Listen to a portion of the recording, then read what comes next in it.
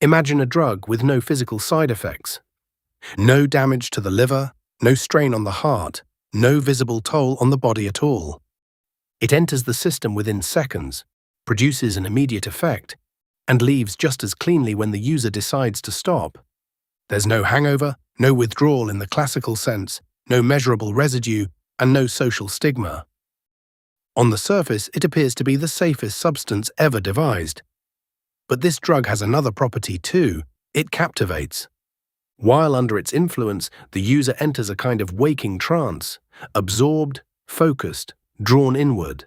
Time loosens its grip and minutes slip into hours without resistance. The mind, instead of wandering outward into reality, becomes anchored to a narrow but vivid stream of stimulation. It's not sedation, it's engagement. Highly engineered engagement. And when the session ends, something remains. Not physical traces, but memories, pleasant ones. Fragments of experiences that may not have happened, or that happened in a distorted, curated way. These memories are often more vivid, more satisfying, and more accessible than ordinary life. They linger just enough to invite a return. Early versions of this drug were crude. They required effort, patience, and a degree of commitment.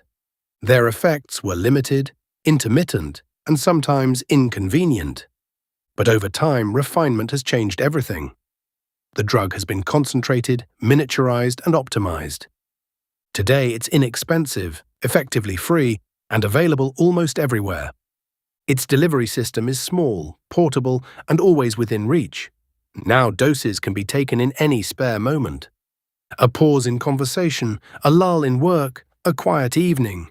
Each dose is perfectly measured, beginning instantly and ending exactly when the user chooses, or believes they choose.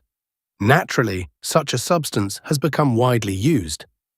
So widely, in fact, that it's no longer seen as a substance at all. It's a virtual necessity. Parents even administer it to their children, often with the best intentions. It keeps them calm, occupied, manageable. It fills silence, removes boredom, and smooths over difficulty.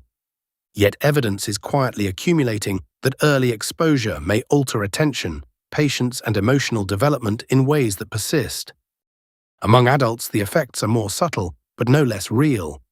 Studies suggest that high usage correlates with significant drops in productivity, on the order of 30 to 40%. Focus fragments. Depth gives way to surface pleasure.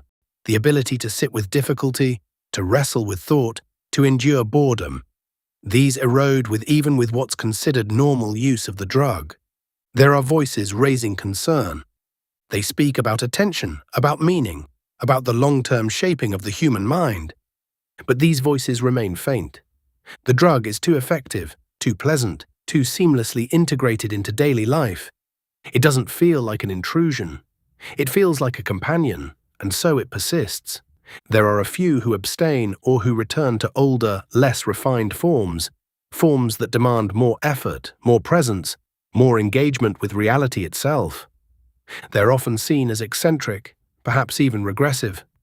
Yet they're also among the few who seem less shaped by the drug's quiet influence. For the rest, the trajectory appears set. This drug isn't temporary, and it's not experimental. It's now foundational and won't disappear. It'll only become more compelling. The name of this drug? The screen. A useful servant but terrible master. Its yoke is not easy, nor its burden light.